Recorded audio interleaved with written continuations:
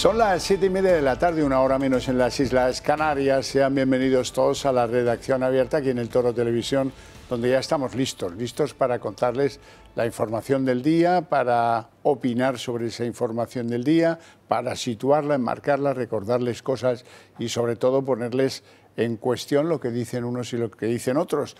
Todo eso con dos premisas que somos nosotros los que queremos trabajar así: la valentía y el rigor.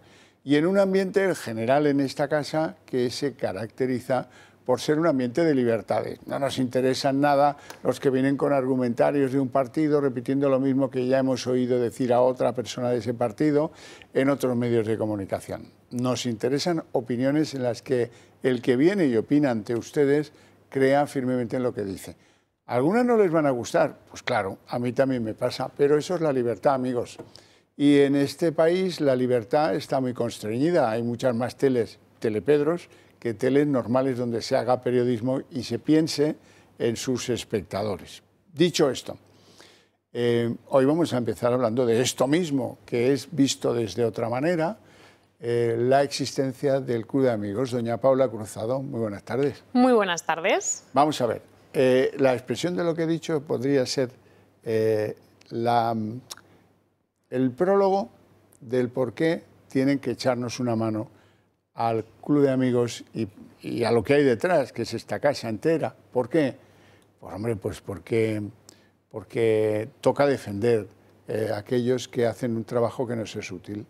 Totalmente, es el objetivo y la razón de ser de este medio de comunicación y sobre todo del Club de Amigos, de esas personas que nos ayudan, bueno, pues con sus cuotas de forma mensual, trimestral, semestral o anual. Cada uno elige sus cuotas o a través de sus donaciones. O sea, desde aquí, gracias a todas aquellas personas que se van sumando día a día, que hablan de nosotros y les convencen a la gente de su alrededor de la importancia de ayudar a este medio de comunicación económica, haciéndose socio, haciendo una donación. Y de decir que las donaciones y las cuotas desgravan en Hacienda. Porque mucha gente dice, ¿pero cómo que desgravan? Bueno, pues los primeros 250 euros que hagan ustedes de donación o de cuota de socio. O de un mix de ambas cosas. O de un mix de ambas cosas, eso es, porque hay gente que hace una cuota anual, pero no llega a esos 250 euros y hasta el 31 de diciembre tiene la posibilidad de complementarlo con esa donación puntual de lo que le resta para llegar a esos 250. Cuando tienes esos primeros 250 euros de donación, se desgrava el 80%, es decir, tiene una desgravación de 200 euros, con lo que la cuota real serían 50 euros al año, que son 4 euros al mes. Porque cuando presentas la renta en mayo del año 26, correcto, presentarás la del año 25 y ahí figurará que has hecho una donación que te desgrava.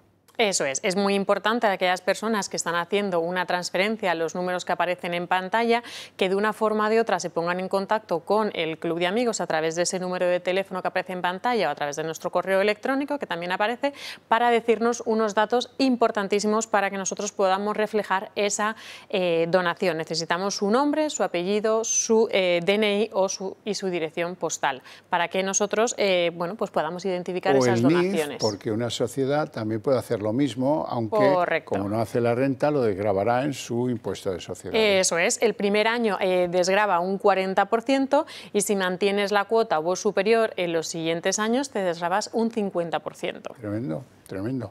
Bueno, todos son ventajas para ayudarnos, Xavier. Sí, señor. Otras ventajas para ayudarnos está la cosa de comprar lotería del Club de Amigos. Correcto, eso creo es. que te vas a volver lotera dentro de poco. Sí, vamos, ya llevamos muchísimos décimos vendidos. Decirles a la gente que por favor que se haga con ello lo antes posible, porque el año pasado hubo gente que se quedó sin su décimo y nos da muchísima rabia, porque el año pasado pues tocó la pedrea, que quieras que no, algo es algo, pero tocó.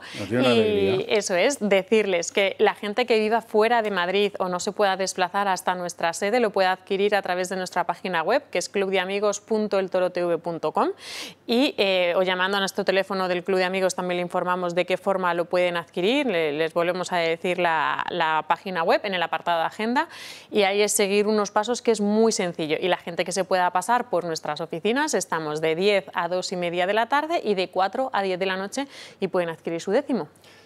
Cosas que habéis preparado para la gente del club, el ciclo de Fernando Paz. Sí, se está llevando ahora mismo a cabo, como cada jueves, desde 7, bueno, comienza a las 7 de la tarde, es de forma presencial, de forma online. Decirles a todas aquellas personas que aunque hoy ya estamos celebrando la quinta sesión, todas las anteriores las pueden solicitar a través de las grabaciones, las que quedan también las pueden disfrutar. Es un ciclo que pueden asistir a sesiones independientes. Hay mucha gente que nos llama, ¡ay, nos acabamos de enterar y ya, claro, me he perdido 4! Bueno, no se ha perdido 4 porque esas grabaciones las puede usted adquirir y puede continuar el curso. Como digo, es de forma presencial y de forma online. Esto que tú llamas grabaciones, creo que ahora le llaman podcast.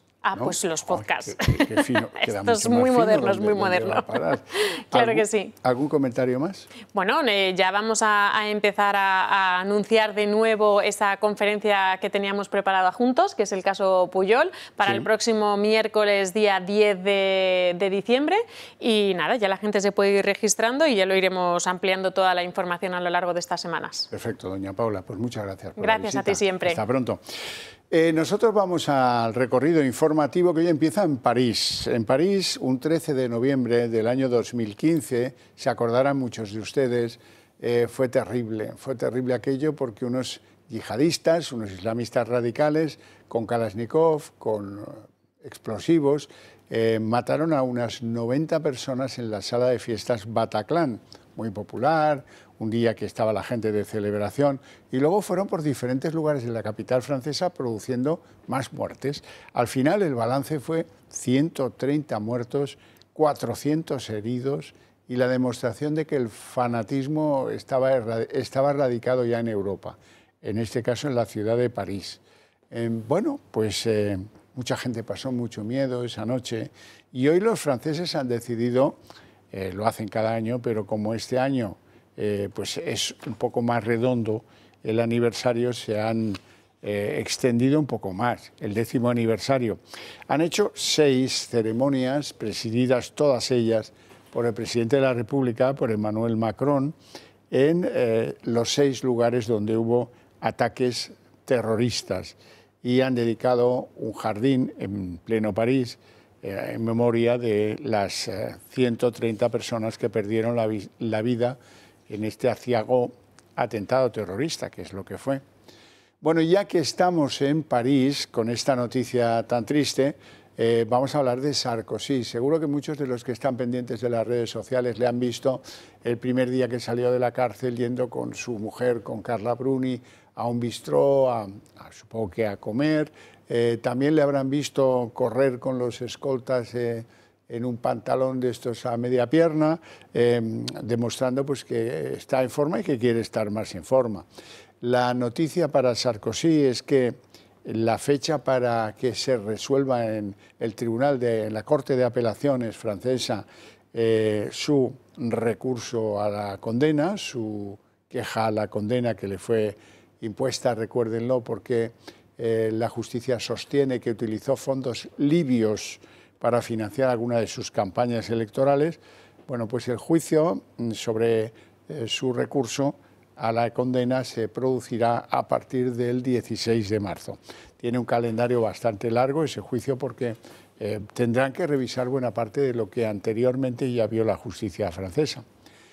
Y de Francia nos vamos a ir a Estados Unidos, donde un Trump feliz firmaba el decreto para ampliar la financiación del gobierno de Estados Unidos, ampliarla hasta finales de enero, el tiempo necesario para que se aprueben los presupuestos, se negocien los presupuestos y salgan del shutdown, que es el cierre de todo lo que tiene que ver con la administración americana, que se ha producido, que ha sido una realidad y que ahora pues poco a poco se va a ir solucionando. No puede ser inmediato porque, fíjense, hasta en la Cámara de Representantes había congresistas que no estaban porque se habían ido a casa, que estaba todo cerrado y les ha pillado un poco a contrapié.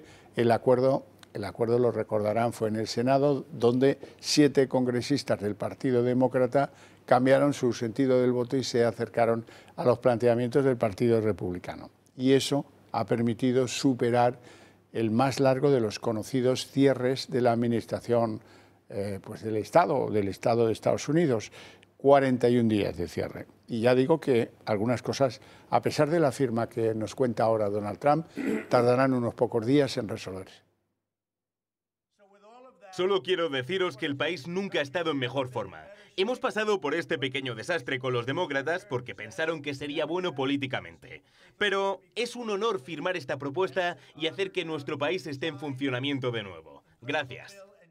Bueno, el gran tema político en nuestro país es el final. Hoy hemos llegado al final, al visto para sentencia, en el Supremo a propósito de las andanzas, presunta revelación de secretos del fiscal general del Estado, Álvaro García Ortiz. ¿Qué hemos visto en el día de hoy? Tengo ya aquí a don Miguel Bernat, que es el líder de Manos Limpias. Muy buenas noches. Buenas tardes, ya no sé qué a todos si es de día o de noche fuera, pero da igual. Bienvenido. Bienvenido a este programa. Particularmente en el día de hoy, luego si usted quiere iremos al día de ayer, que fue el día grande, el día en el que se escuchó defenderse a Álvaro García Ortiz. Hoy era el día de las conclusiones. Me ha llamado mucho la atención, don Miguel, una cosa. Los planteamientos de sus defensores, que es la Abogacía del Estado, y de la Fiscalía, que son sus segundos abogados, son absolutamente mediocres. Mediocres porque, bueno, oye, tú no puedes decir que no ha habido filtración y decir, no, la filtración la hicieron los de la Fiscalía de Madrid. Entonces, ¿en qué quedamos? Han sido mediocres porque han cogido la pala de echar mierda y han empezado a echarle mierda a la fiscal Almudena Lastra, que es aquella señora que ya en la fase de instrucción, y luego lo ha refrendado en el juicio, pues le advirtió al fiscal general y le dijo, oye, pero esto lo hemos filtrado nosotros, ¿o qué pasa? Y el otro le dijo, eso ahora no importa. Eso ahora no importa, es casi una confesión. Pero bueno, esta señora la verdad es que ha tenido un punto de dignidad que hay que dejar claro. No todos en la Fiscalía obedecen órdenes cuando les parecen mal las cosas. ¿Cómo ha visto usted el día de hoy?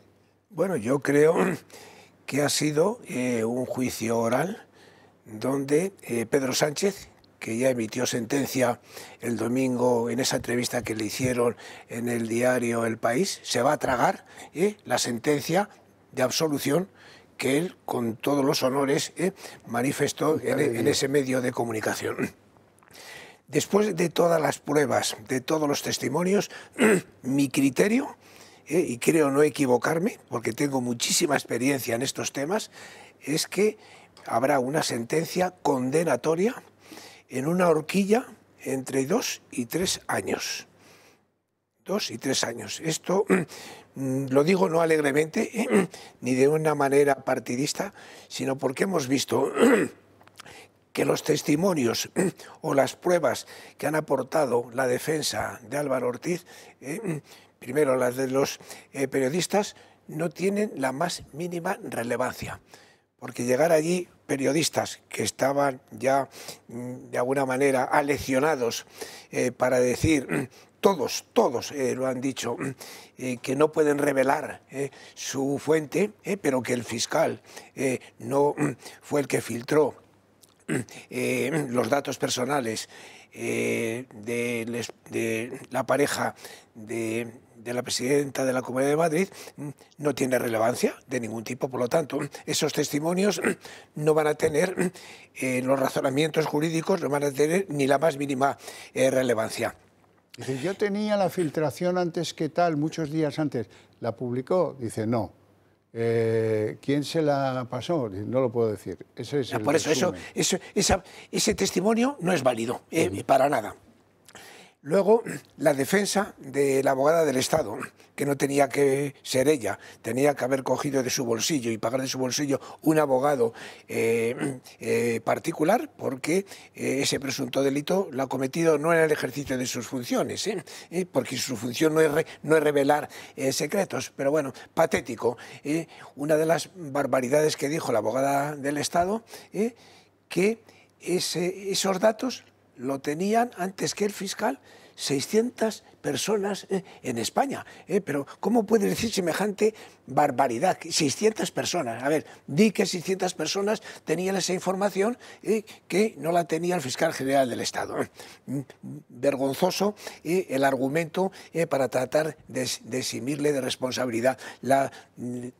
la defensa de la fiscal, otra barbaridad, porque en vez de acusar, resulta que se ha convertido en coadyuvante de la abogada del Estado. Por lo tanto, en las conclusiones finales se ha visto que lo más determinante han sido el informe de la UCO, de los 12 guardias civiles, demoledor, donde todos han coincidido que la X, en este caso, la X, el número 1, era el fiscal general del Estado, que era el que dirigía toda la estrategia y todo el íter para que eso saliera a luz pública, ese dato que es un delito muy grave y máximo cuando se comete ni más ni menos por una autoridad como es la Fiscalía General del Estado. Por lo tanto, el informe del jefe de la UCO, de los guardias civiles, la intervención del presidente del Colegio de Abogados, diciendo cómo Álvaro Ortiz trató de consensuar con él una nota de prensa y otros datos de menor relevancia, inclinan de una manera determinante la balanza para que Álvaro Ortiz sea condenado. Pero hay otro dato. Él hablaba de que destruía o que borraba los WhatsApp. No, no es que lo borrara, es que los destruyó. Que hay una gran diferencia entre borrar, pues si se hubieran borrado, se hubieran podido recuperar, pero los destruyó. Entonces, ¿por qué destruyes? Puedes borrar, pero destruye. Y además los destruye una hora después de que se entera que está imputado. O sea, es un chorizo, y siento decirlo, pero es la verdad. Eso solamente hace un raterillo, un chorizo, que la policía va detrás de ellos y tira la droga o tira el objeto que ha robado. Vuelvo a repetir que mi experiencia enorme en estos temas penales y mi percepción es que va a ser condenado en la horquilla entre 2 y 3 años. Si fuera 2 años, indudablemente no entraría en prisión y iría, eso sí, la inhabilitación por 12 años, pero en cualquier caso, cualquier condena, sea de 2 años, sea de 3 años, supone un varapalo de tal calibre para el presidente del gobierno, porque ¿de quién depende la fiscalía? Pues depende de él. Él es el padrino, como es el esposo de Begoña y como es el hermano de David. Vamos con la declaración que tuvo lugar ayer, pero que quiero comentar con usted, porque tiene algunos ribetes interesantes. Es verdad que algo de mella hacen los comentarios de sus colegas sobre Álvaro García Ortiz, porque de mala manera se quitó la toga en el asiento y se fue a sentar. Porque lo obligamos, porque sabía que iba a haber una intervención del letrado de Manos Limpias que usted anunció aquí, al tribunal que usted diciendo anunció aquí. No vamos a consentir que se le interrogue en los estrados donde no le corresponde, delante y enfrente del tribunal. Y claro, ya como él lo sabía, no quería pasar por ese vergonzoso trance y entonces... Bueno, y yo que me alegro por el bien de la institución. Sí. A mí lo que le pase a él me da igual, pero lo que le pase a la institución no nos puede dar igual. ¿Qué dice este hombre cuando empieza su declaración? Que no piensa contestar a las acusaciones. Dice que porque son desleales, pero ¿qué obligación tiene una acusación que cree que tú has cometido un delito en ser leal contigo? Vamos, no entiendo. Además, si él está tan seguro desde su posición de fiscal general del Estado, no tendría ningún inconveniente en desmontar las acusaciones. Gracias por esta oportunidad que me brinda el tribunal, ¿no? Y entonces nos hubiera dejado, a lo mejor nos había convencido. Pues es una respuesta, pero se escondía, se parapetó en el interrogatorio. Esos, los interrogatorios al investigado por parte del que le defiende están ya prácticamente, vamos, consensuados, claro, total, pues para minimizar, para exculpar, etcétera. Para mí no son válidos, y no son válidos. Vuelvo a repetir, los informes de la UCO y el informe de la fiscal jefe son los dos datos más relevantes de que la filtración partió de ahí fue a Moncloa, y de Moncloa, bueno, ya sabemos todo el tema de Lobato, etcétera, etcétera. ¿Qué más me llamó la atención de lo que dijo a su abogado y a su pseudo abogado de la Fiscalía, Álvaro García Ortiz, en el día de ayer?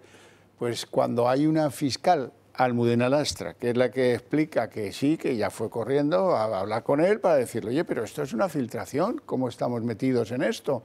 No, eso ahora no importa.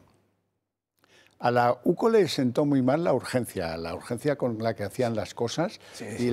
y lo del relato, que claro, le han pillado contando que esto obedece a que tenemos que ganar un relato y que sacara al fiscal Salto del partido de fútbol por la noche para no sé qué, cosa que han venido a defender en la Abogacía del Estado de manera ridícula. Dice, no, aquí, a partir de un cierto nivel, los funcionarios de la Fiscalía no tienen horario. Venga, hombre, cuéntaselo a otro, porque aquí no cuela. Ahora dice que le tiene manía. Eso es, ahí quería yo llegar. Álvaro García Ortiz fue realmente poco elegante, realmente maleducado. Hay una colega, esta señora, Almudena Lastra, que le preguntan a alguien de los suyos para que pueda colocar la píldora y la coloca. Dice, no, es que todo esto es porque es desafecta. Sí. Yo no sé en qué clase de régimen cree que vive Álvaro García Ortiz. Bueno, como está acostumbrado a que todos los demás sean serviles, como es una institución jerarquizada, cuando hay alguien que se sale, no del relato, sino que dice, no, tú serás mi superior jerárquico, pero yo no puedo cometer un delito. Entonces eso ya para él no supone deslealtad, supone que le tiene manía. O sea, es un argumento ridículo. Y además creo que ha pedido ya a la UCO que le devuelva ya, sin que haya sentencia, todos los objetos y material que se le habían incautado. Pero bueno, pues ¿por dónde va? ¿Qué se cree que es esto? O sea, algo que nos ha dejado a todas las acusaciones perplejos. Una cosa que le ha salido bastante mal, el recurso poético, esa frase esa que le preparó alguien o le chivó a alguien al poco de empezar a declarar, la verdad no se filtra, la verdad se defiende. Eso le ha ido bastante mal porque el abogado del Colegio de Abogados ha sacado a colación algo muy, muy interesante. Dice, hombre, el decir eso es un reflejo maquiavélico de alguien que se está autoinculpando. Sí, yo no sé esa frase, quién se la habrá elaborado para soltarlo, pensando, bueno, pues que era una frase que pudiera causar impacto en el tribunal, como diciendo la verdad, no se puede ocultar, hay que decirla, vamos, no tiene ni el más mínimo sentido, no sé por qué. Es un cliché político del estilo de lo que dice de vez en cuando Pedro Sánchez. Sí, que efectivamente. Que está fuera de lugar en ese tribunal. No, es que no venía a cuento tampoco. De decidir por su futuro, o sea que vamos a ver. En fin, bueno, esto está visto para sentencia. ¿Tendremos sentencia antes de Navidad? Yo creo hay un 80% de posibilidades de que antes de Navidad tengamos sentencia. Como muy tarde sería la semana posterior a Reyes. Pero yo creo que lo tienen muy claro. Ha sido un juicio que ha durado prácticamente una semana intensa.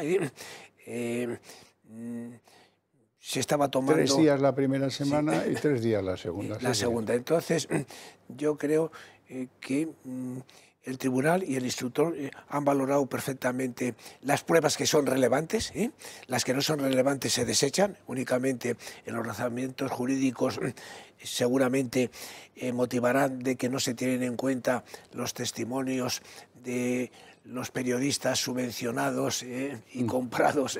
Paniaguados.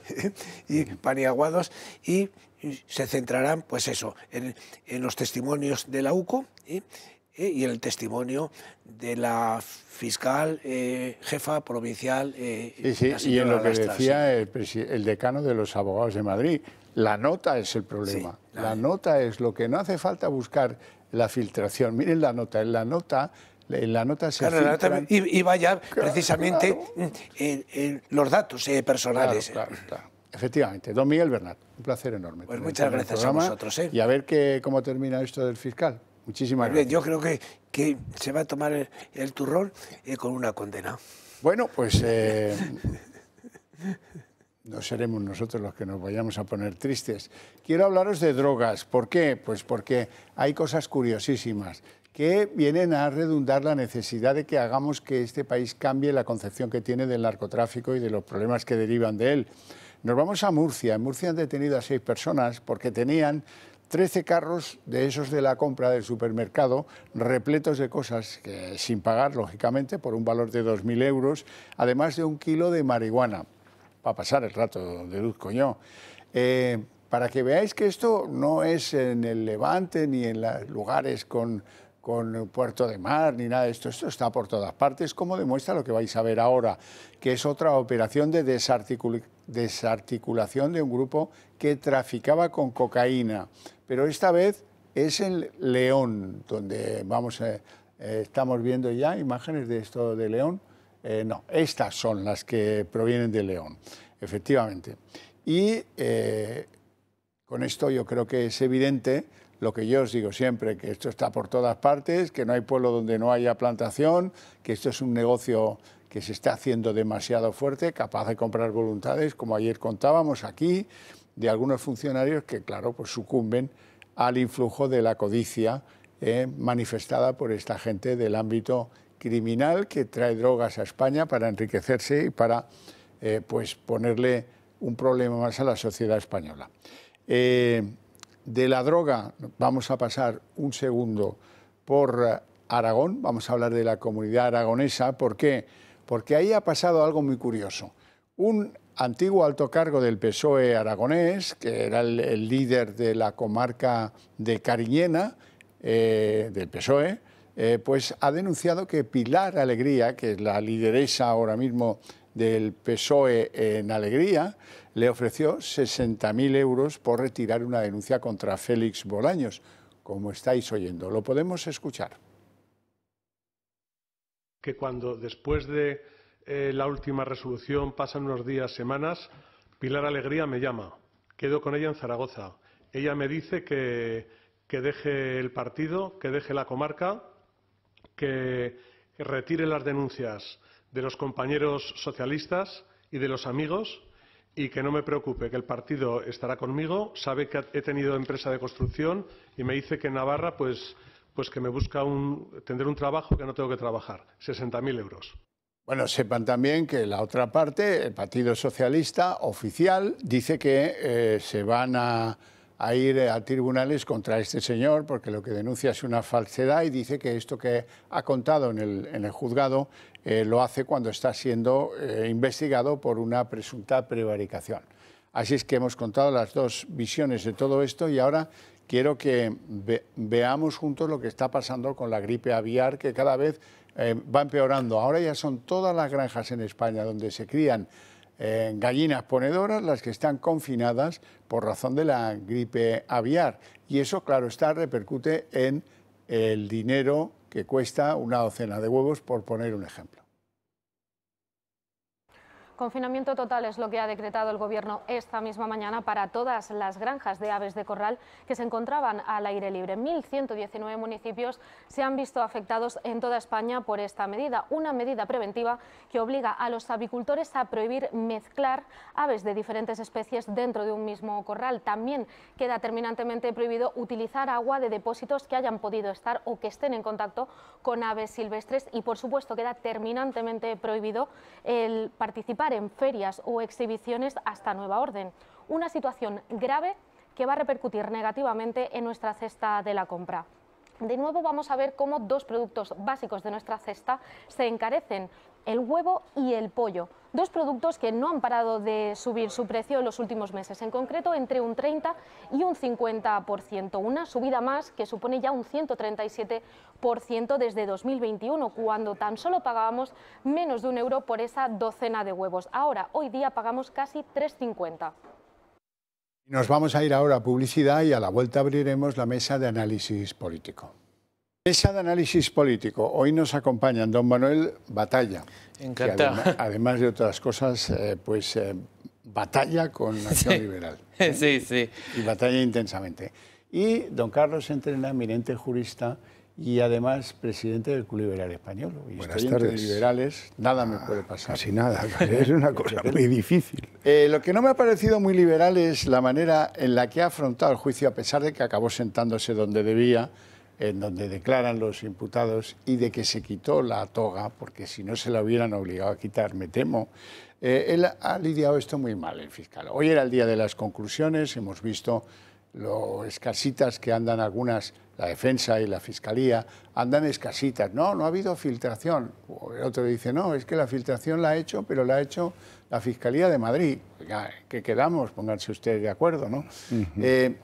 Y lo de ayer a mí me afectó bastante porque le vi un poco, este hombre no sé qué, tiene un alto concepto de sí mismo, lo digo con caridad cristiana, pero claro, un tío que dice, no contesto a las acusaciones porque son desleales hacia mi persona. Este que es el Rey Sol, Catalina la Grande, ¿quién demonios se ha creído que es este funcionario que es fiscal general del Estado? Y lo de la desafección para una compañera de trabajo, es que dice, explíqueme usted cómo fue su conversación. No creo que utilizara ese tono porque yo no se lo hubiera consentido, no es el tono para hablarle a un superior. Y la explicación de por qué ella viene aquí y declara lo que declara es que es desafecta.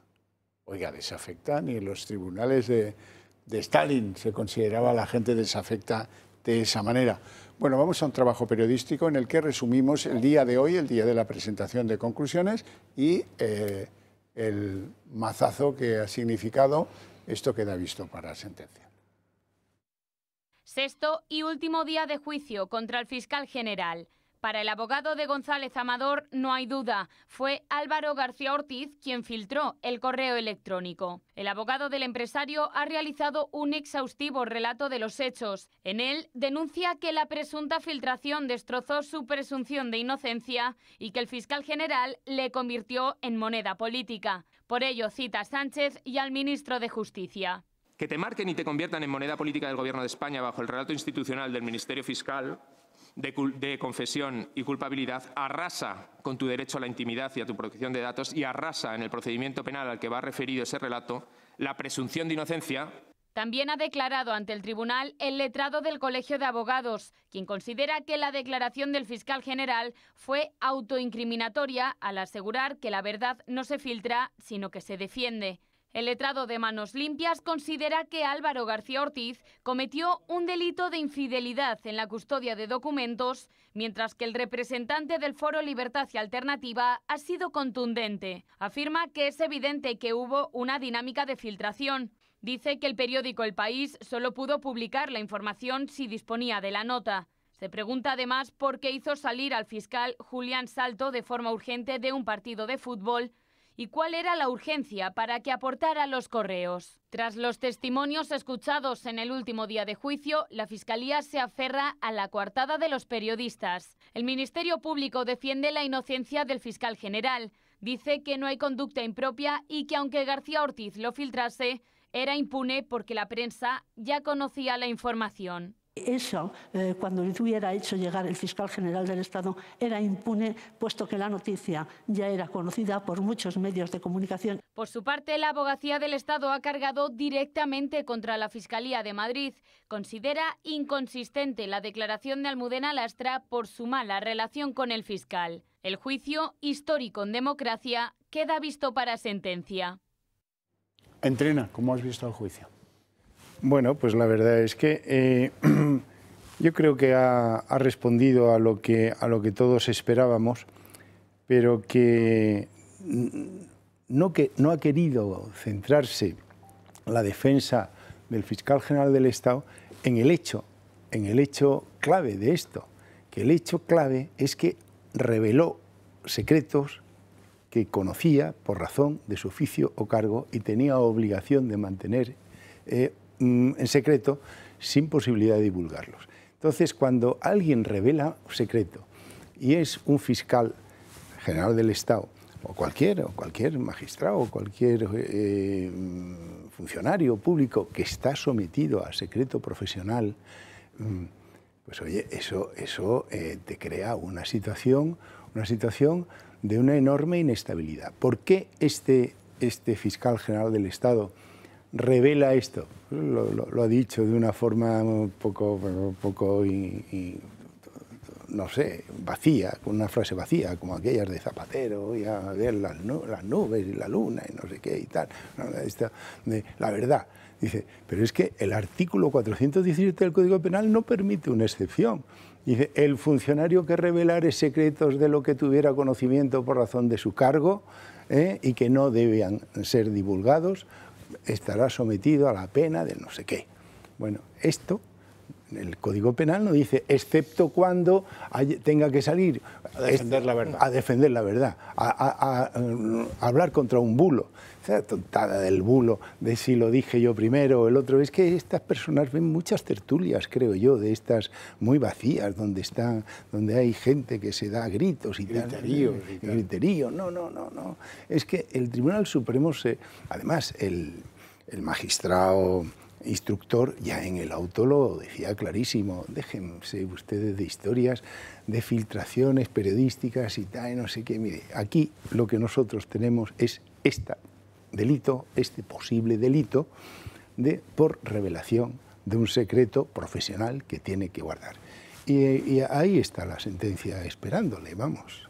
Batalla. Sí, no, la verdad, pues me sumo a lo que ha dicho el compañero Carlos Entrena, y también decir, es que, vamos a ver, el tema de este juicio es que ha sido, digamos, un poco grave. O sea, eso de publicar secretos por parte de la principal institución que debe garantizar la transparencia en un proceso judicial, como es el Fiscal General del Estado, pues oye, es preocupante. Luego lo que se ha visto de que se filtró primero a la prensa, que si fue la Fiscalía de Madrid, tal, no se dan cuenta de que eso es todavía peor, que están cavando aún más la credibilidad de la Fiscalía, porque si no asumen responsabilidades, se la echan a un ente inferior, como puede ser la de Madrid, pues la verdad es que eso tampoco me parece de recibo. No.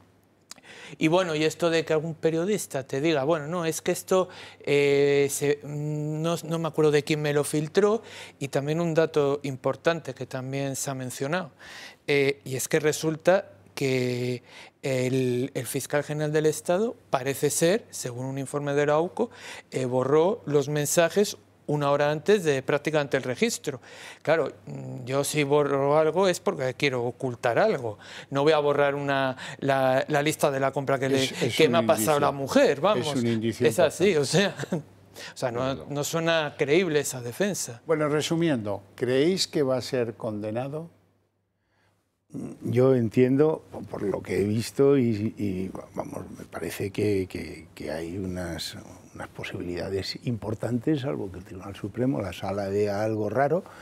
Yo creo que hay unas posibilidades de que le apliquen el tipo penal del 417, sí, pero vamos, así de fácil, que entren en consideraciones de las filtraciones, que si uno, que si el otro y tal, eso es un tema muy complicado.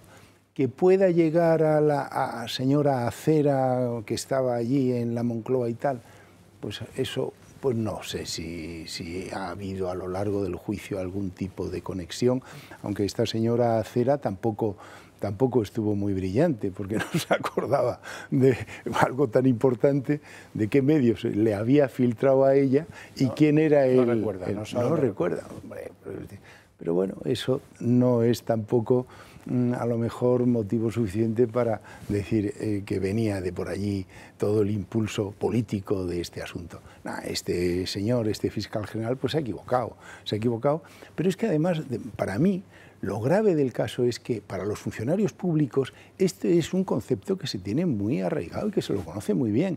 Que hay que tener mucho cuidado, igual que dijo Lobato. Oye, ¿esto de dónde viene? Pues porque se ha vivido en ese ambiente de, ojo, mucho cuidado con la documentación, mucho cuidado con este expediente, mucho cuidado, porque en la administración roban expedientes. Hay que tener mucho cuidado. Y entonces, pues, claro, todos los funcionarios están muy sensibilizados con esta cuestión. Vacunados al respecto y no se puede... Bueno, ¿Va a ser condenado? Yo creo que es muy probable que sea condenado. Quizás, pues bueno, con esto de los periodistas tenga algún atenuante, pero es que de verdad es que es grave.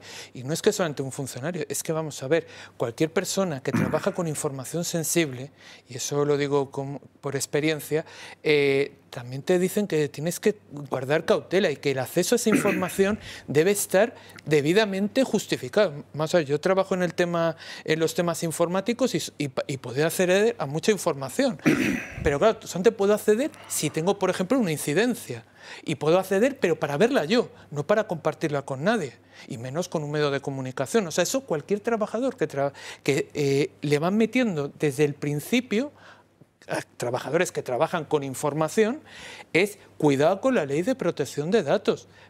Y cuidado con todo esto, porque la gente, cuando custodia sus datos de un acuerdo con un fiscal, etcétera, presupone una custodia de verdad, o sea, no que se vaya a filtrar a los medios.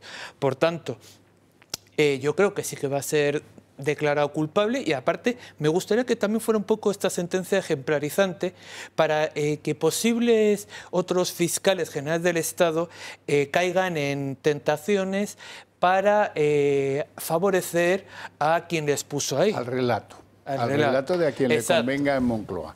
Bueno, vamos a hablar de Junts y de los indepes. Así lo digo por si alguien quiere desconectar un momentito, que conecte dentro de 5 minutos, no pasa nada. Hoy ha pasado una cosa en el Congreso, se trataba de votar una enmienda del Partido Popular que pretendía paralizar el calendario de cierre de las centrales nucleares en nuestro país. Y ha decaído esta propuesta del PP, ha decaído porque los de Junts no han votado a favor de la propuesta del PP, sino que se han abstenido. Esto ha levantado tremendos comentarios. ¿Ves lo que te decía? Los de Junts mucho ladrar, pero muy poco morder. Fíjate cómo ni siquiera en esto pues se han atrevido a llevarle la contraria al gobierno. Bueno, esto es lo que dicen algunos. Yo me quedo con la literalidad de lo dicho por Míriam Nogueras. Vamos a escucharla. I si algú es pensa que perquè una esmena del PP no ha prosperat és una victòria, doncs més gran serà la derrota. Si creen ustedes que esto cambia en algo el rotundo no de Junts al PSOE y a Sánchez en especial, pues peor para ustedes, porque más dura será la derrota que sufrirán el día que lleven algo que de verdad les sea importante y concluyente. Bueno, esta era una de las leyes excepción que Nogueras había enumerado como que podían apoyar, pero vamos, que eran 5, pues una del cine, el catalán catalán en las empresas, esta de movilidad sostenible y no sé cuál más. Pero esto de todas formas, a mí me ha sorprendido que se hayan abstenido, y entonces con el empate 171-171 me parece, pues entonces no ha ganado la enmienda que se había propuesto por el PP en el Senado para esto. A mí me parece que la política nuclear es lamentable, la que desarrolla este gobierno. Y además parece ser que han negociado que las nucleares que están situadas en Cataluña pues van a continuar, mientras que las de Almaraz, etcétera, pues no. Y esta, ahí, en estas 3 que estaban ahí pendientes de que se suspendiera la orden de cierre o el calendario de cierre, estaban la de Almaraz, Cofrentes y Ascó. Y la de Ascó está en Tarragona. Entonces, me ha sorprendido. Yo creo que este artículo, esta enmienda, pues acabará cayendo, pues porque, o se acabará modificando el calendario, porque no tiene sentido que el gobierno socialista de Cataluña permita que esa idea que tienen de que allí tengan energía nuclear, pues porque la necesitan, porque ellos me parece que son el 70% de la energía que se consume en Cataluña es de origen nuclear, y esta de Ascó. Entonces, no lo he entendido muy bien, Yo creo que se acabará resolviendo el tema de la energía nuclear, vamos. Batalla. Bueno, yo le digo a la señora Miriam Nogueras, vamos a ver, estaban diciendo que iban a negarse a apoyar al Partido Socialista y de repente prácticamente le han dado un balón de oxígeno, la verdad un poco pírrico, reconozcamos, porque realmente esta enmienda que proponía el Partido Popular realmente era una enmienda, vamos a calificarla, de tipo técnico, que era para agilizar los trámites de prolongación de la vida de una central nuclear. También van a tener que plantearse que, claro, que queremos una movilidad sostenible, también una energía sostenible, y la energía nuclear va a ser fundamental en este futuro, porque vemos que podemos tener problemas de indisponibilidad energética, por lo que sea, y es necesario. Y también pensando que es que puede verse afectado empleo directo en Cataluña, en la central nuclear de Ascó, o sea, que también es algo que deben de plantearse los independentistas en este tema. Yo creo que al final, a ver si en el Senado luego se corrige esto, cuando vuelva al Congreso, pues también, y que haya quedado en un titular, o sea, nada más. Bueno, yo creo que estaban mirando con el rabillo del ojo lo que pasaba en el Tribunal de Justicia de la Unión Europea, donde el abogado general, que es un tipo que se apellida Spielmann, ya le conocíamos de lo de la doctrina Parot y de cómo decayó, pues habían planteado el Tribunal de Cuentas algunas cuestiones prejudiciales. Dos en concreto, han sido muy claros los fallos. Dice que no hay dinero económico en riesgo por el procés, que era la pregunta. Bueno, también dice este hombre que tampoco hay contradicción con la Directiva Europea del Terrorismo cuando se ha indultado a los CDRs que fueron detenidos, algunos de ellos con explosivos, otros quemando cosas, etcétera, etcétera. Bien, esto pues viene a ser un espaldarazo para que prospere, ya veremos, la ley de amnistía, porque en el 70% de los casos el tribunal hace caso a lo que dice el abogado general, que es el que lidera los procedimientos y el que los estudia con mayor entusiasmo. Bien, eso es así, eso es así. Otra cosa es, que esto lo vamos a discutir después de ver el siguiente vídeo, que eso signifique que Puigdemont tenga más cercana su posibilidad de volver a España, o a Cataluña si lo prefieren, que es parte de España, o no. En mi opinión, para nada. Vamos a ver lo que ha dicho este hombre, el abogado general de la Unión Europea. El abogado general de la Unión Europea ha avalado que la ley de amnistía no contraviene a los intereses económicos de la Unión Europea. Lo ha hecho a través de un dictamen en el que concluye que el dinero utilizado para organizar el referéndum ilegal del 1 de octubre no afectó a los intereses financieros de la Unión y que amnistiar a los CDR acusados de terrorismo tampoco contraviene la Directiva Antiterrorista de la Unión Europea. Puigdemont ha reaccionado a este informe con cierta desconfianza a través de su red social X. La opinión del abogado general es muy explícita y está muy bien fundada, pero no debemos olvidar que la última palabra la tienen los jueces que se sintieron llamados a salvar la patria. Según el dictamen del abogado general del Tribunal de Justicia de la Unión Europea, la ley de amnistía se aprobó en un contexto real de reconciliación política y social y rechaza que pueda considerarse una autoamnistía, como había advertido la Comisión Europea. Sin embargo, conviene recordar que esta opinión, aunque suele influir de forma significativa en el fallo final, no es vinculante. La decisión definitiva corresponde a los jueces del Tribunal de Justicia de la Unión Europea. El ministro de Justicia, Félix Bolaños, considera este informe una victoria. Es un paso más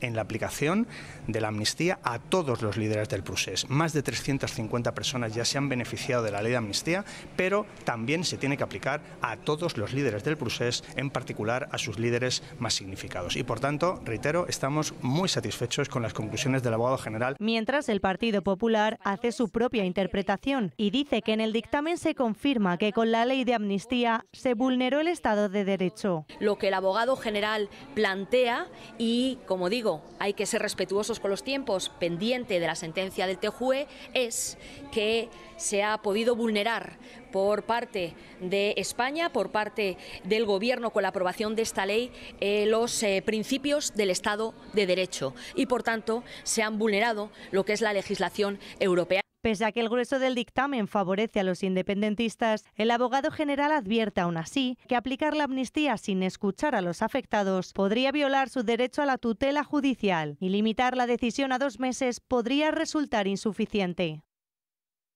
Y hay muchas cosas que contar, pero lo vamos a hacer después de la publicidad.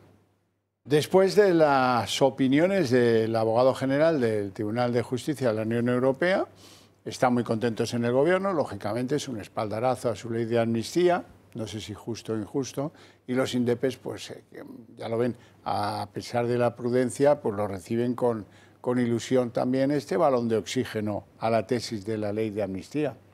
Sí, yo creo que pueden estar contentos momentáneamente, pues porque claro, el informe del abogado general es un informe y quien tiene que decidir es el Tribunal de Luxemburgo, Tribunal de Justicia de la Unión Europea que está en Luxemburgo, y esto es un informe que tiene peso, mucho peso, con carácter general, pero la sentencia es lo que tendremos que ver allá por enero o febrero. Pero ahí hay un concepto que este señor no trata, de lo que yo he podido leer, a fondo, que esto de la autoamnistía dice que no es una autoamnistía, pues porque no se puede decir que haya habido una investidura de Sánchez a cambio de esto. No, hay muchos datos. Es que una ley de amnistía que no está recogida, su concepto, en la Constitución, habría tenido que tener un soporte. No es que no esté admitida, es que está absolutamente la Constitución en contra de los indultos generales, y qué más que un indulto general es una amnistía por razones políticas. Ha habido informes de todo tipo en la Unión Europea y en la Comisión de Venecia. Todos han ido razonando que, hombre, que se tendría que haber hecho, si se quiere plantear, con una mayoría cualificada, no por una mayoría absoluta de lo que ya tenía organizado Sánchez ahí en el Congreso. Eso no puede ser, no puede ser. Esto es algo excepcional. Y si, como dice el abogado general, es excepcional, también tendría que haber sido excepcional la tramitación y los requisitos democráticos para su aprobación. Esto por un lado. Yo creo que este va a ser un argumento muy importante que barajará el tribunal, pero luego, el Tribunal de Luxemburgo. Pero luego hay otra cosa, que tampoco pueden cantar victoria, porque Puigdemont se tiene que quedar allí, porque el Tribunal Supremo ha dicho claramente que la malversación de fondos está excluida de la ley de amnistía. Y si está excluida, pues este señor no se va a poder venir de rositas así, pues porque tendrá que agotarse todos los recursos que tenga. Ya interpuesto un recurso ante el Tribunal Constitucional, y luego pues habrá una cuestión prejudicial otra vez. Pero la clave está en que esta malversación de fondos, que está excluida de la ley de amnistía expresamente en la ley, la malversación de fondos, es por el hecho de que malversación que hubiera perseguido un beneficio propio o que hubiera sido con ánimo de lucro. El Tribunal Supremo lo reconoce. Oiga, mire usted, si usted coge el dinero de aquí, de su empresa, de al lado, de tal, no sé qué, y se lo gasta y paga una juerga y paga las letras del coche, ¿usted qué quiere decir? Sí, no, usted no se lo ha pasado por el bolsillo, pero ha pagado algo que le beneficia a usted. El concepto está muy claro, que la malversación de fondos está excluida en la ley de amnistía. Bueno, la verdad, hay que reconocer primeramente que puede ser un poco para la gente que vamos en contra de amnistía esto un poco un mazazo, pues vamos a reconocerlo, de hecho ahí queda. Pero también vamos a decir, a mí es que lo de que no es una autoamnistía, claro, es que, perdón, gracias a haberse aprobado la ley de amnistía, tenemos el gobierno que tenemos en España. Si no, probablemente hubiéramos ido a elecciones. Esto hay que recordarlo. Vale, autoamnistía a lo mejor no es, pero no es porque sea un momento de garantizar la convivencia pacífica. Yo es que eso, perdone que le diga al señor abogado de la Unión Europea, es que la verdad no me lo creo. Es que, y disculpe que no comparta su criterio, porque es que, vamos, los hechos han sido claros. Ley de amnistía, investidura de Sánchez y a continuación ley de amnistía. Y encima una ley de amnistía que es que no se aprueba con la mayoría suficiente, como venimos diciendo, que se aprueba con una mayoría, digamos, pírrica. O sea, y encima con mucha gente también en contra. Una amnistía, yo lo entiendo como la que se hizo la que nos trajo la transición, porque había una unanimidad de decir, bueno, vamos a reconciliar la nación y vamos a ir para adelante. ¿Que querían hacer una amnistía de esto? Pues bueno, a lo mejor no era el momento hace unos años, sino hace un año, sino hace, pues, esperar un poco más de tiempo y aprobar esa amnistía. O sea, cuando realmente resulte creíble que sea para garantizar la convivencia en Cataluña. Es que eso... Lo volveremos a hacer, dicen ellos. Y lo que ha dicho Puigdemont también me parece que él no ve muy claro tampoco cómo estamos diciendo su vuelta. Parece que no. La verdad no lo tiene tan claro. Parece que no. Tengo que dejar constancia de que en el Congreso se ha producido también, este es otro motivo de alegría para Junts, la aprobación de un principio según el cual el catalán va a ser de obligado uso en empresas, a pesar de que esto se redujo, ¿no? En principio se dijo que era para todas las empresas de España, luego se redujo, las que tienen intereses en Cataluña, si los tienen efectivamente sí. Bueno, y el tema ha quedado en manos del Senado, que es donde supongo que le vendrán las cosquillas a este planteamiento. Yo supongo que es absolutamente claro, es que es una ley que discrimina. ¿Por qué tiene que imponerle unas cargas a unas empresas y a otras no? Es que es absolutamente discriminatorio. Es decir, yo supongo que la COE estarán indignados, pero es que además tienen que estar indignados también porque es inconstitucional. Si es que el artículo 3º de la Constitución es donde se dice que el castellano es la lengua española oficial del Estado y que todos los españoles tenemos el deber de conocerlo y el derecho a utilizarla. Si tenemos el derecho de utilizarlo, pues es que es un principio general de dignidad de las personas. Dice, no, es que si llama a uno de Euskadi, llama a Jaén, le tienen que, es una empresa que vende mucho, de no sé cuántos millones de ventas, le tienen que atender en euskera. Dice, pero bueno, ¿a qué se le ocurre? ¿A qué se le ocurre? Dice, ¿por qué? Pues porque el origen del pedido viene o de Barcelona, o viene de Bilbao, o viene de Galicia y tal. Entonces hay que atender en las lenguas cooficiales, en alguna. Es que no tiene sentido, es absolutamente inconstitucional. No tiene ningún sentido. Va en contra de la libre competencia, de la imposición arbitraria. Yo qué sé, son tantos argumentos que vamos... Yo, bueno, quitando el tema inconstitucional, que como bien mencionáis es así, es inconstitucional, vamos a ver, aquí vamos a hablar ya en términos liberales, de verdad.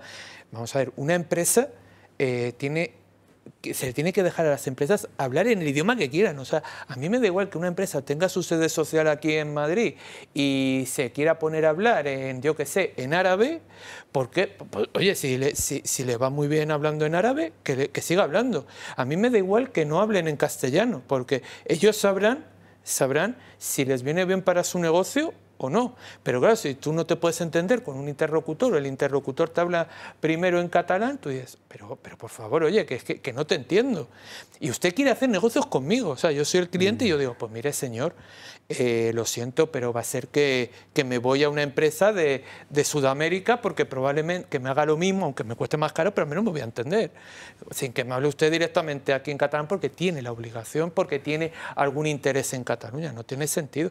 De hecho, yo creo que no se va a aplicar. O sea, esto al final no tiene sentido de que se aplique. No sé, porque cuando a Sánchez le interesan las cosas pone mucho empeño, ¿eh? Esto no me lo negarás. Ya, pero eso no te lo niego. Pero ahora bien, que se aplique en el día a día, porque se puede aprobar, pero no aplica. Bueno, vamos a los temas que le duelen a Sánchez. Hay uno que le duele y que hemos ido conociendo, que son las declaraciones ante juez instructor de la causa, ahora cambiado de juzgado, del asunto de los pagos en efectivos en el PSOE. Es la declaración de su exgerente, Mariano Moreno, que ha sido ahora elevado a la condición de presidente de la empresa nuclear y sabe menos de lo nuclear y de las centrales atómicas que Homer Simpson. Pero da igual, ahí está porque le ha puesto el PSOE. Ya está. Entonces, este hombre, en sus declaraciones judiciales y en las preguntas que le hace el juez, hay mucha miga que no se pueden perder. El exgerente del PSOE, Mariano Moreno, confirmó que entre 2017 y 2021 el partido pagó grandes sumas de dinero en efectivo a sus dirigentes sin control alguno. Moreno incluso admitió que los pagos en metálico se dispararon sobre todo en años electorales y abonó la sospecha de que José Luis Ábalos y Koldo García podrían haber usado ese dinero para blanquear comisiones ilegales de contratos amañados. Estas fueron algunas de las afirmaciones de Moreno durante su declaración en el Supremo el pasado 29 de octubre. La situación empeoró cuando el juez Puente indagó sobre los controles internos. Moreno no supo explicar por qué el PSOE siguió usando efectivo en 2022 y 2023, cuando existía una orden interna desde 2020 para eliminar los pagos en metálico. No, en el año 2020 yo creo incluso todo el flujo de caja disminuyó muchísimo, lógicamente, pero eso no significa que, vamos, que en el año 2020 no hubiera nada, porque, entre otras cosas, hubo 2 elecciones autonómicas. El juez Puente, alarmado por la falta de control, preguntó cómo se verificaba que los gastos eran reales. Moreno reveló que solo se comprobaba que los tickets coincidieran con las partidas aceptadas, pero no se verificaba si el pago era en efectivo o con tarjeta. El juez dejó claro que este método de control no era suficiente. Que eso es un sistema de control, que yo ponga en una instancia comida del 17 de marzo y que luego el ticket que acompañe sea del 17 de marzo, hombre, es que si no fuera del 17 de marzo sería demasiado chusco, pero eso no es un sistema de control. Sí. El exgerente intentó defender el sistema, pero la falta de transparencia quedó claramente al descubierto. Sí, y que yo creo que han evolucionado hoy en día los sistemas de control. Le puedo decir eso. Días después de la declaración, el juez Leopoldo Puente envió las diligencias a la Audiencia Nacional para que investigue la posible caja B del PSOE. El Partido Socialista podría enfrentarse a una imputación por blanqueo y financiación irregular como persona jurídica. Y a ello se suma también una posible acusación por delito electoral. Manuel Batalla, ¿qué te parece? Lo que va saliendo del exgerente. Exgerente, o sea, reconociendo que no tenía control de sus cuentas. Por eso lo premiaron. O sea, por eso, o sea, no tienes control y claro, pues a ver qué es lo que pasó allí. O sea, yo digo que es más fácil, creo, tener un control si se hacen todo por transferencias, incluso hasta te podría decir hacer hasta un bizum o tal, algo que haya constancia del control, pero es que me digas que no, que con un ticket, o sea, cojo el primer ticket del día pertinente y te lo cuelo aquí. Vamos a ver, hay que tener un poco de control y hay que decir cómo se ha hecho ese pago, si se ha hecho con tarjetas, si se ha hecho en efectivo, y la cosa es, si en teoría las empresas, como ellos mismos piensan, o piensan de cara a la galería que no deberían de pagar en efectivo sus gastos, ¿por qué ellos mismos lo hacen? Es que no tiene sentido. O sea, un partido político tendría que predicar con el ejemplo. Ya. Y es decir, o sea, a pagar con transferencias, que todo conste, que todo sea trazable y que además se pueda comprobar si después ha habido, si ha habido algún beneficio tributario, pues que se pueda comprobar también de esa manera. No, si esto está muy comprobado. La UCO pasó por allí antes y ya vio que Ábalos había cobrado la misma comida en diferentes ciudades españolas. Del mismo día, quiero decir. Claro. No, si es que esto, la cuestión es que el movimiento de efectivo, el movimiento de caja, ¿de dónde sale ese dinero? Primero, es contabilidad B, es decir, B opaca, es una contabilidad opaca porque no está reflejada en la contabilidad de la sociedad, del partido en cuestión. Esta caja, ¿cómo se alimenta? ¿Cómo entra dinero? Porque sabemos cómo sale, pero ¿cómo entra el dinero? Y ahí es donde el magistrado pues ha dicho, esto levanta una sospecha, si tiene un aire, esto tiene un aroma extraño de corrupción. Un fiscal general muy famoso, claro, canario. Esto tiene un aroma, esto huele muy mal. Y entonces, pues claro, se han encontrado con esta situación, porque a ver cómo justifican ahora las salidas de dinero, los sobres y todo esto, ¿de dónde se nutría este dinero? Lo han querido ya justificar, diciendo, no, es que sacábamos dinero de un banco y lo traían, tal, no sé qué, ¿no? Pero bueno, habría que hacer las cuentas correspondientes de ahí. Pero claro, en la contabilidad oficial, pues lógicamente, del Partido Socialista, pues eso no está. Bueno, y estoy yo muy indignado porque me parece que este es un tema de enjundia muy serio, muy serio, muy serio. La señora Nadia Calviño, que fue vicepresidenta del Gobierno de España, la ministra de Economía, la que ahora ocupa una dignidad muy importante en Europa, a la presidencia del Banco Europeo de Inversiones. Sin embargo, pues tuvo presiones directas personales muy intensas, a gritos, para entendernos, con el presidente del INE, uno que al final acabaron echando. ¿Por qué? ¿Por qué lo echaron y por qué ese griterío de parte de Nadia Calviño? Porque este hombre no era partidario de inflar los datos del crecimiento económico. Ahora con el que hay ya no tienen ese problema porque ya han aprendido todos la lección. No seas desleal o no seas desafecto porque si no te cortan el cuello. Y van inflando esos datos de lo que tanto les gusta presumir a Carlos Cuerpo o a Pedro Sánchez. Pues ahora vean ustedes la evidencia de que estos también han allanado la dificultad que supone la estadística. ¿Qué va a ser la estadística? Si yo invado instituciones, también podré invadir las estadísticas. Vamos a verlo.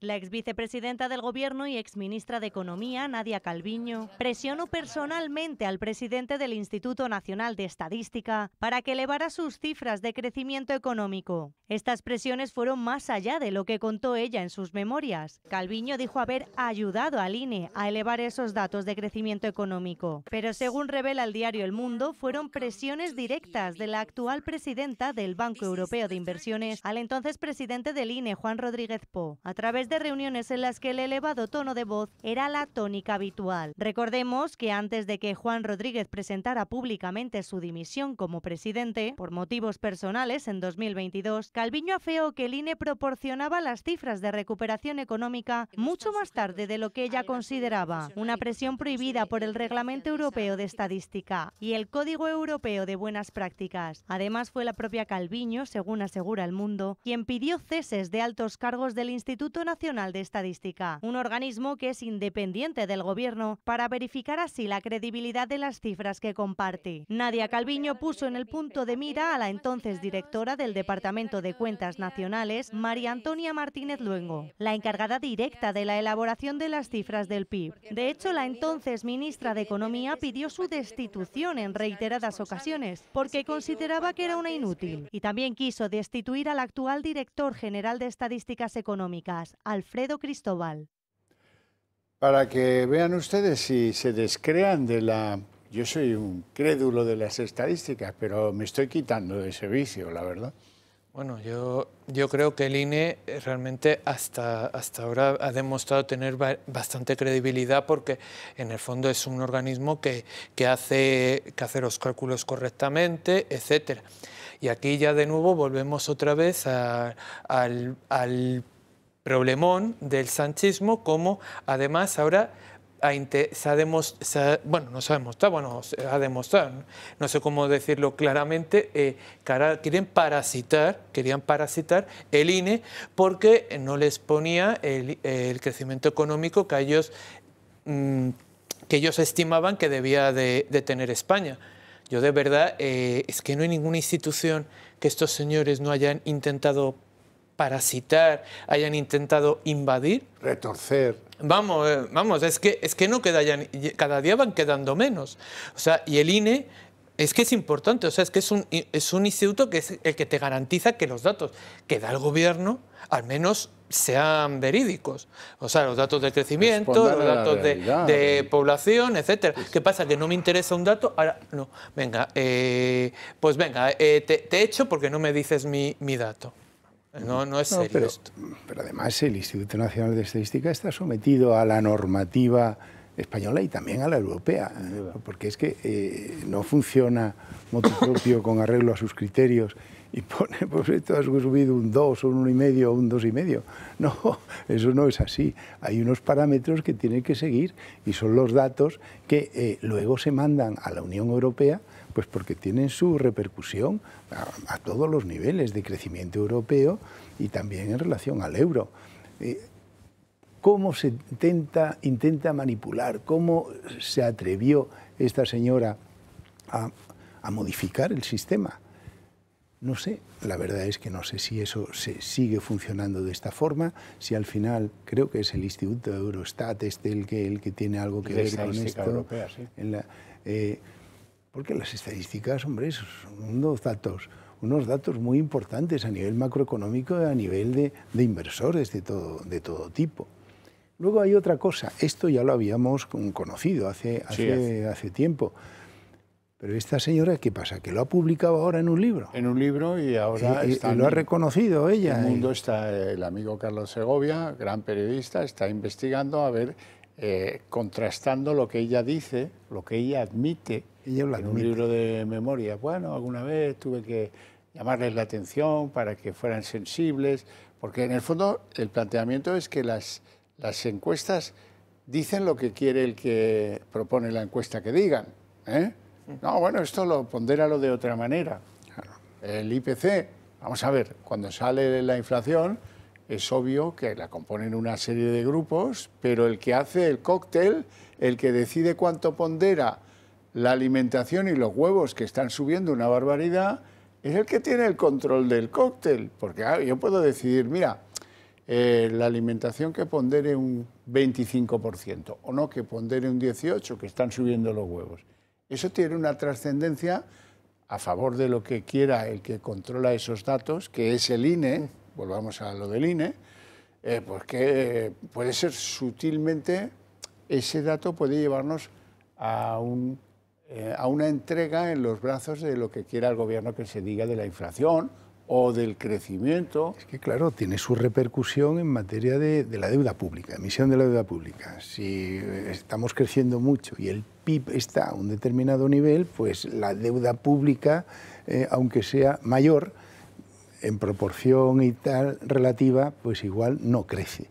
Pero es que la deuda pública está ya en 1,7 billones de euros. Sí, sí.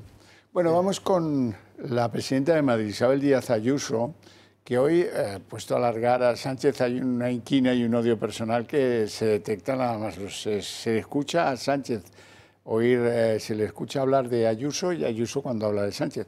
Hoy le ha llamado a Sánchez inquiocupa. Que se ha convertido ahora ya en un inquiocupa, con todas las de la ley, siga unos días más. ¿Y por qué inquiocupa? Porque hace como los inquiocupas. Ahora es el inquiocupa de la Moncloa, porque llega al gobierno.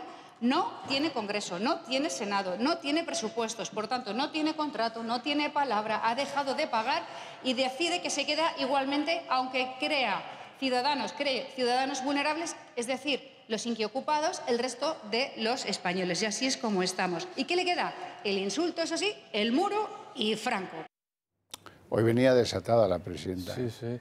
Sí, no, la verdad tiene bastante razón en lo que ha dicho del inquiocupa, o sea, sí. Porque claro, si dice que no paga, claro, no tiene los presupuestos, está intentando ganar tiempo de alguna forma como buenamente pueda y claro, ha acertado bastante la presidenta, suele acertar mucho cuando habla en los plenos de la Asamblea de Madrid, sobre todo de Sánchez, o sea, porque realmente le describe de una forma perfecta, o sea, y en efecto es un inquiocupa, o sea. La verdad es que lo saca de quicio, ¿eh?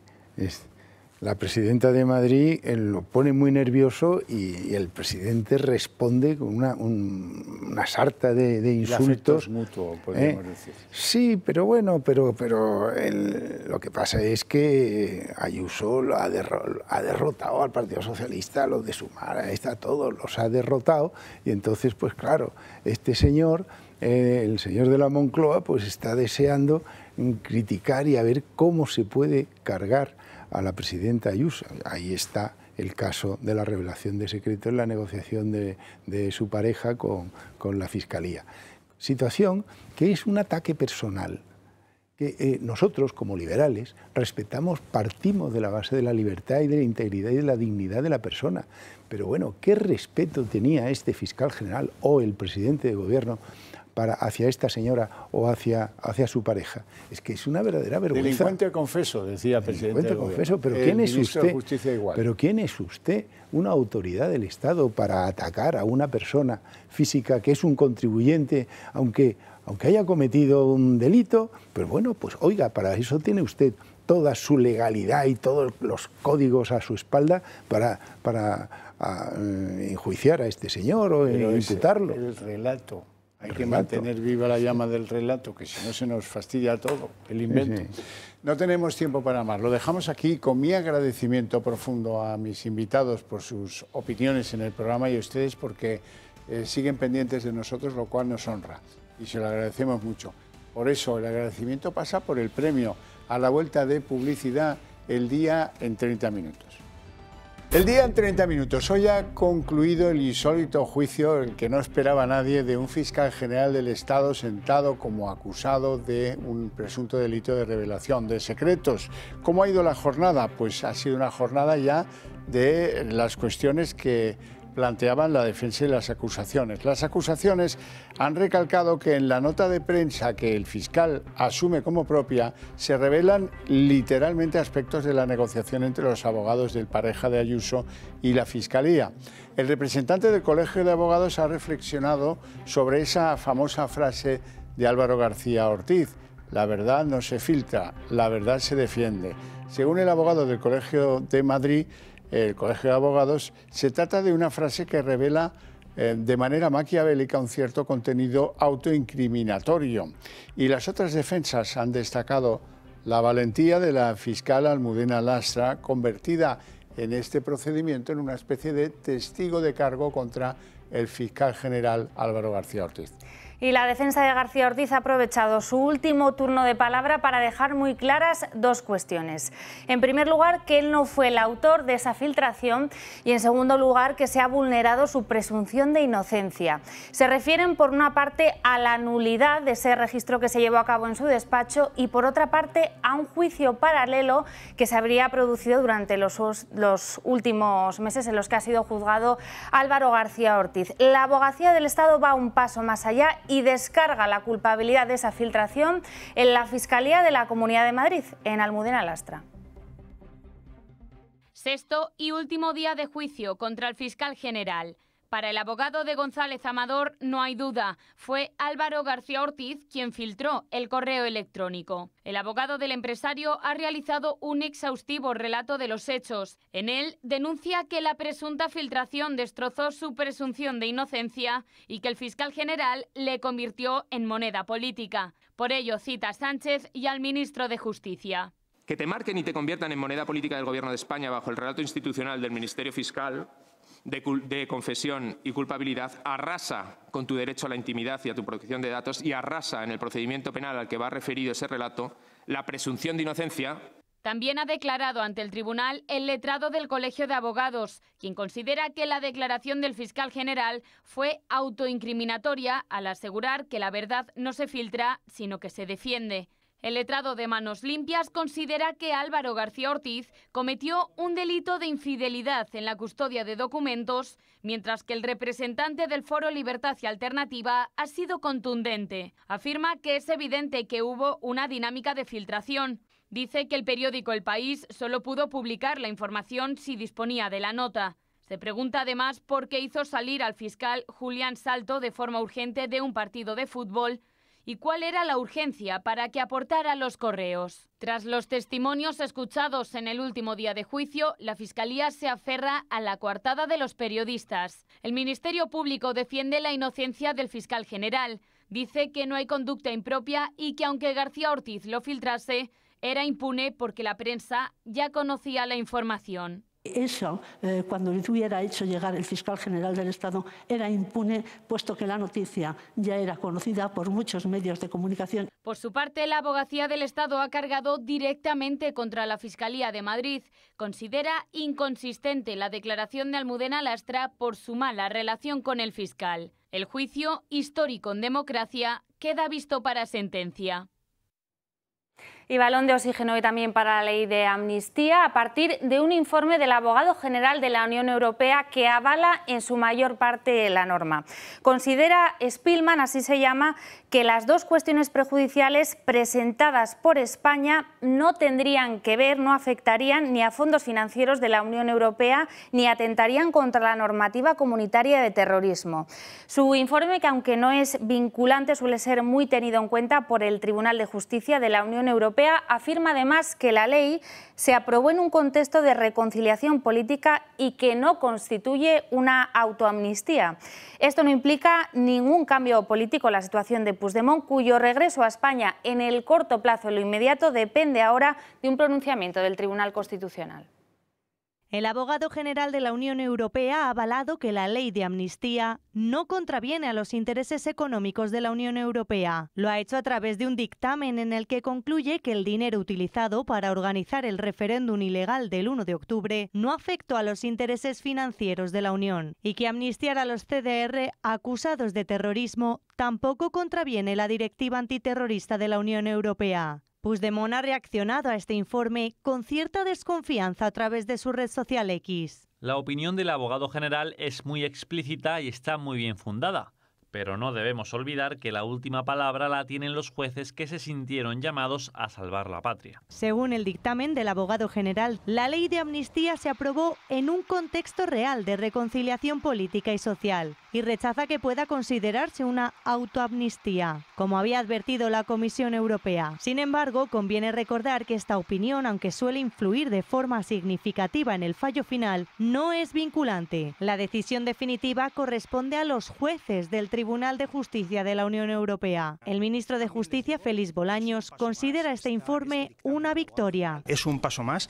en la aplicación de la amnistía a todos los líderes del procés. Más de 350 personas ya se han beneficiado de la ley de amnistía, pero también se tiene que aplicar a todos los líderes del procés, en particular a sus líderes más significados. Y por tanto, reitero, estamos muy satisfechos con las conclusiones del abogado general. Mientras, el Partido Popular hace su propia interpretación y dice que en el dictamen se confirma que con la ley de amnistía se vulneró el Estado de Derecho. Vuelve a ratificar que esta ley puede vulnerar el Estado de Derecho. Pese a que el grueso del dictamen favorece a los independentistas, el abogado general advierte aún así que aplicar la amnistía sin escuchar a los afectados podría violar su derecho a la tutela judicial y limitar la decisión a 2 meses podría resultar insuficiente.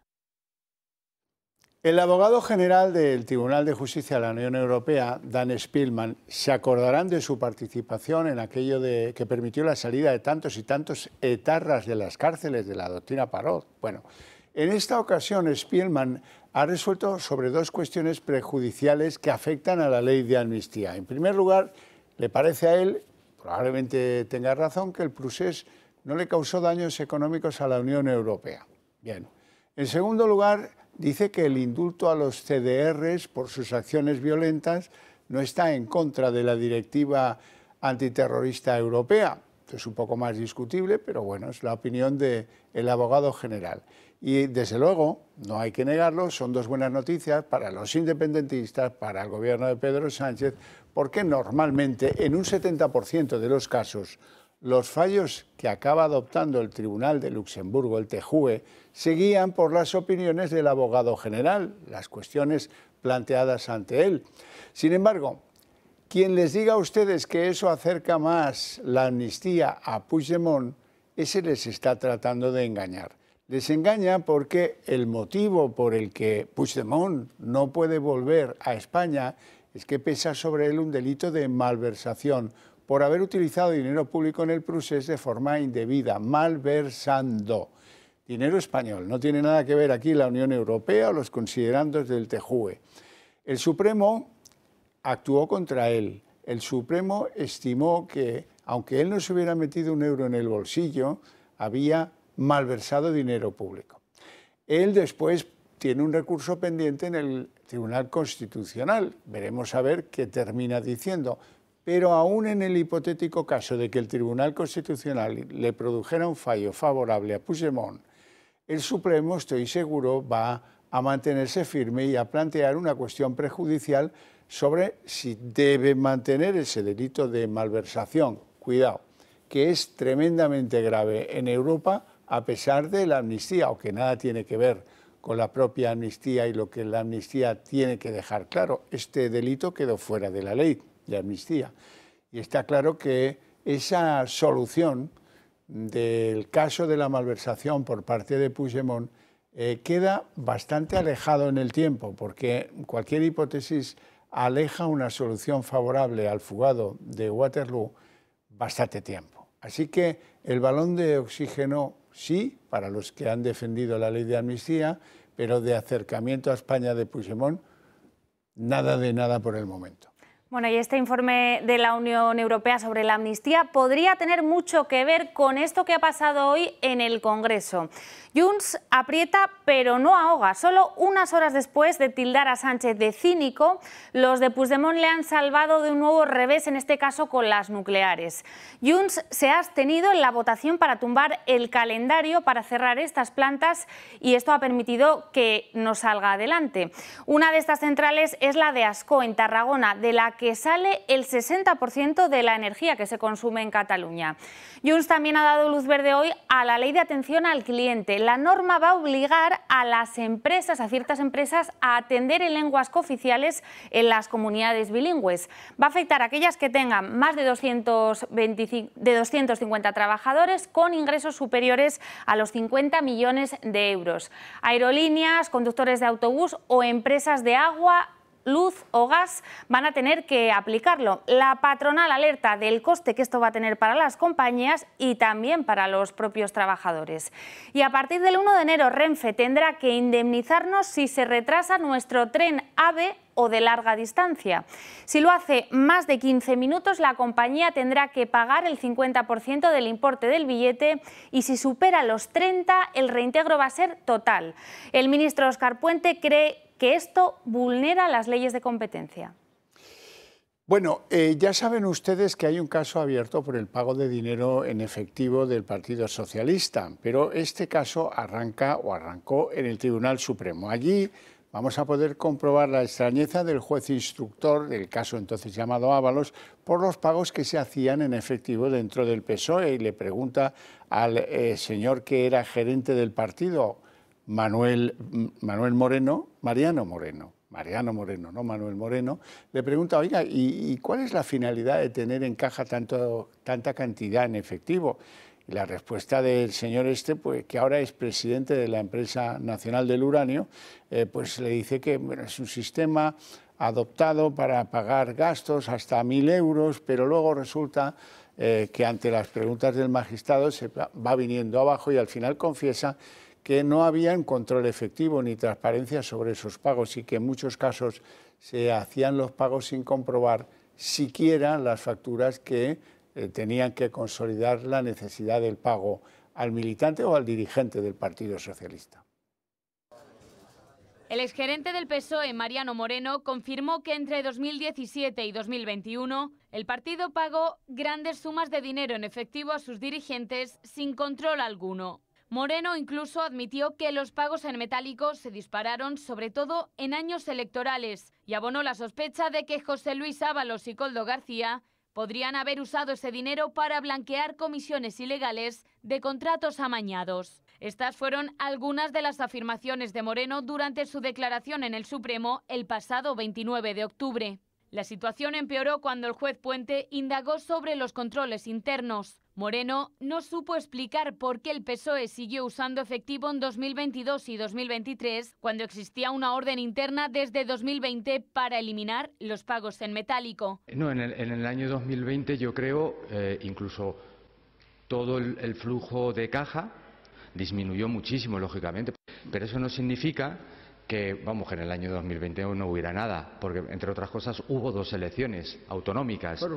El juez Puente, alarmado por la falta de control, preguntó cómo se verificaba que los gastos eran reales. Moreno reveló que solo se comprobaba que los tickets coincidieran con las partidas aceptadas, pero no se verificaba si el pago era en efectivo o con tarjeta. El juez dejó claro que este método de control no era suficiente. Que eso es un sistema de control, que yo ponga en una instancia comida del 17 de marzo y que luego el ticket que acompañe sea del 17 de marzo, hombre, es que si no fuera del 17 de marzo sería demasiado chusco, pero eso no es un sistema de control. Sí. El exgerente intentó defender el sistema, pero la falta de transparencia quedó claramente al descubierto. Sí, y que yo creo que han evolucionado hoy en día los sistemas de control, le puedo decir eso. Días después de la declaración, el juez Leopoldo Puente envió las diligencias a la Audiencia Nacional para que investigue la posible caja B del PSOE. El Partido Socialista podría enfrentarse a una imputación por blanqueo y financiación irregular como persona jurídica. Y a ello se suma también una posible acusación por delito electoral.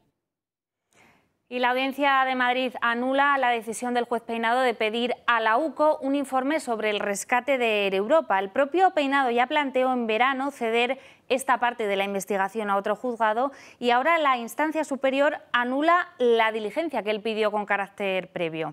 Los magistrados estiman que no hay indicios para investigar el papel de Begoña Gómez en el rescate de la aerolínea durante la pandemia, más allá de noticias periodísticas, dicen, de hechos ajenos a la causa. Y en la Asamblea de Madrid, tenso agrio debate entre la presidenta Isabel Díaz Ayuso y los representantes de Vox a propósito de la inmigración. Trataba la presidenta madrileña de defender lo malo que produciría para la sociedad española el efecto de expulsión de los migrantes. Y en ese particular es cuando le ha dedicado una puya a los de Abascal con un airado: alguien tendrá que limpiar sus casas y recoger sus cosechas. Y los ciudadanos, donde van, es donde hay oportunidades, evidentemente. Lo malo sería tener un efecto expulsión, porque digo yo que alguien tendrá que limpiar en sus casas, alguien tendrá que recoger sus cosechas y alguien, señoritos de Vox, tendrá que poner los ladrillos de las casas donde luego vamos a vivir todos los demás. Y hoy además la ministra Ana Redondo ha sido increpada durante un acto oficial en Granada por su gestión de las pulseras antimaltrato. La presidenta de una asociación de víctimas de violencia de género le ha afeado mentir sobre la gestión de igualdad y la ha acusado de ser cómplice de los maltratadores. Asegura que lo que hace la ministra es de todo menos feminismo. Y a pesar de la dominación de los asesinos y de los maltratadores. ¿Por qué dice usted eso? Porque soy la presidenta de una asociación de víctimas que se llama La Bolaera. Y lo que usted dijo ayer es mentira. Mis compañeras estaban llamando en pánico, en situación de pánico, porque usted sabe que quienes llevan las pulseras son con un riesgo extremo. Y sabe usted que los mismos policías dijeron que no se había producido el protocolo. ¿Estuvo usted allí? ¿Estuvo usted allí? Claro, hombre, Yo estuve allí. me la han dicho. Usted pudo dónde está. Hable usted con las víctimas. Y en la página internacional, la Unión Europea sigue los pasos de Donald Trump y planta cara a los gigantes comerciales chinos. Plataformas como Shein o Temu tendrán que pagar un arancel por paquetes inferiores a 150 euros, por lo que estas páginas dejarán de ser tan baratas como hasta ahora. Los ministros de Economía y de Finanzas han acordado hoy la medida, que va a entrar plenamente en vigor en 2028, aunque ya empezará a cobrarse el año que viene. El objetivo es garantizar una competencia más justa para los fabricantes europeos. Los envíos de valor inferior a 150 euros se han triplicado en los 2 últimos años y el 90%, atención, procede de China. Hoy Francia conmemora el 10º aniversario de los atentados conocidos como del Bataclan, la famosa sala de fiestas, 13 de noviembre de 2015. 3 comandos yihadistas asesinaron a 132 personas en diferentes lugares de París, la mayoría en la sala de conciertos Bataclan. Hoy en Francia se han producido ceremonias en todos los sitios donde hubo víctimas por culpa de esos 3 comandos yihadistas. Y el presidente de la República, Emmanuel Macron, ha estado en esos 6 lugares y además en la inauguración de unos jardines en París dedicados a las víctimas. Bueno, hay que hablar de la borrasca. ¿Por qué? Pues porque ha pasado por Canarias, pero sigue estando anclada en Canarias. En Canarias la borrasca Claudia sigue produciendo pues avisos naranjas, chubascos muy fuertes y persistentes e incluso crecidas en barrancos e inundaciones de carácter puntual. Lo malo es que la borrasca Claudia sigue camino hacia la península ibérica. En Huelva ya se preparan para lluvias muy fuertes y ya tienen previsto un nivel naranja, mientras que la EMET prevé precipitaciones continuas en el norte de Cáceres y en el sur de Castilla y León. El viento también va a ser protagonista y podrán registrarse rachas huracanadas en Asturias y Cantabria que se activan en fenómenos de avisos naranjas en las próximas horas. Bueno, Marina, ¿se puede uno casar con un... ¿Cómo llamarlo? Con un avatar digital, Horcajo, sí, que nos tenemos que modernizar. Con inteligencia artificial, bodas, así ya es, bueno, el colmo. Pues hasta ahora nunca se había producido, pero desde hoy es algo que ya se está empezando a dar en Japón. Allí es habitual desarrollar o que las personas utilicen asistentes virtuales como compañía, pero nunca se había producido una boda entre una persona y uno de estos asistentes. Eso ha sucedido entre una influencer muy conocida en las redes y un personaje que creó a través de ChatGPT. Se han casado y lo han reproducido a través de las redes sociales. Y hasta aquí el día en 30 minutos. Les deseamos una feliz noche, sobre todo si siguen en la compañía del Toro Televisión. Y les dejamos con Sandro Meco. Hasta mañana.